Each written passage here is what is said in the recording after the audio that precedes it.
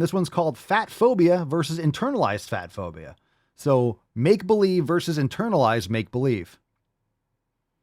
What's the difference between fatphobia and internalized fatphobia? I don't think we've ever heard this kind of gunge before. Let's see what we got. Let's finish strong, and then we're going to go into OT. There is absolutely a difference between fatphobia and internalized fatphobia. They're both made up, but one's made up internally. Gotcha. All right. Video's over. Oh, wait, there's more. However, the difference is not simply about projection onto others and projection onto yourself. There is a necessary precondition to experience internalized fatphobia. Low IQ. That is that you must already be fat. You cannot simply think you're fat. Because the internalized anything. But my lived experience. But my lived experience.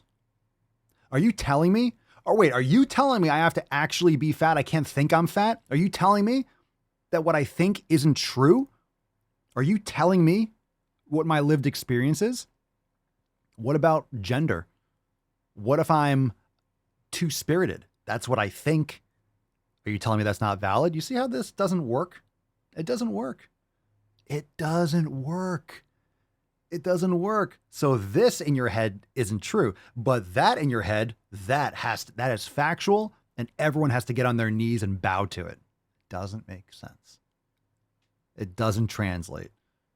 Right, whether it be internalized misogyny, internalized racism, or internalized fatphobia, comes as a result of experiencing the harms of fatphobia, and instead of analyzing and identifying the structures that oppress you, you individualize and internalize those experiences of oppression.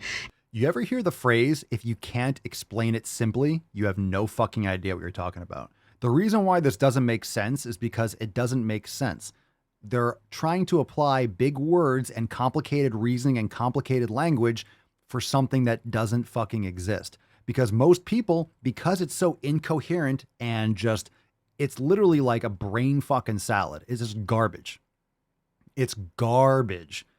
So then most people will just be like, okay, it sounds like it's complicated. You must be right. They're not going to have a retort. They're not going to be like, shut the fuck up.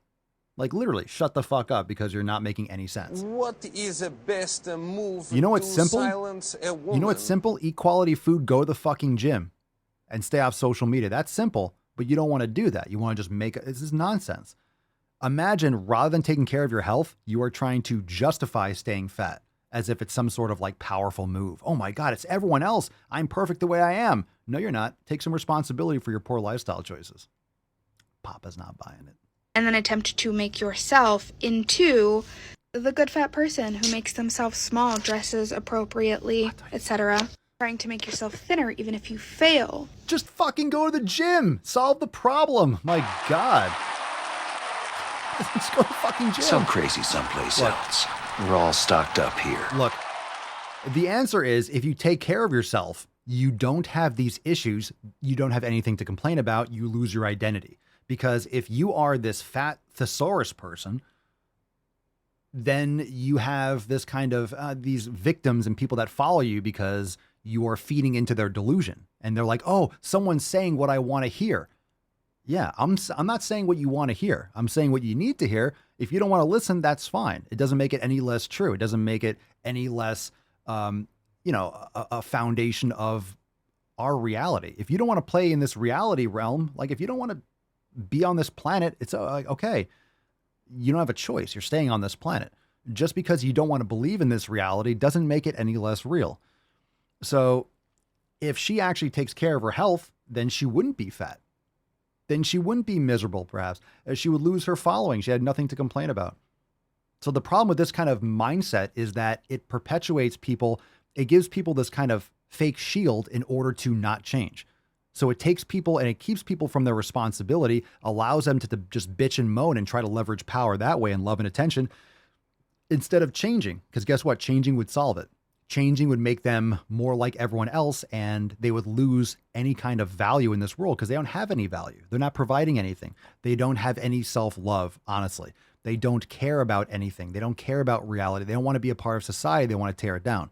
So when you're trying to tear apart language, when you're trying to break apart just 2 + 2 = 4, what you're just doing is you're just undermining reality, you're undermining society, you're undermining any sort of social structure that we have in order to, I don't know, play make believe that you have some sort of virtuous, I don't know, position. It's silly. Go to the fucking gym. It's that simple. But we don't want simple. We want complicated. It's your internalized fat phobia versus externalized fat phobia, and this faux fat phobia that makes you want to skinny and you're oppressed in this way. Shut up. Shut up, stupid. Shampoo my crotch.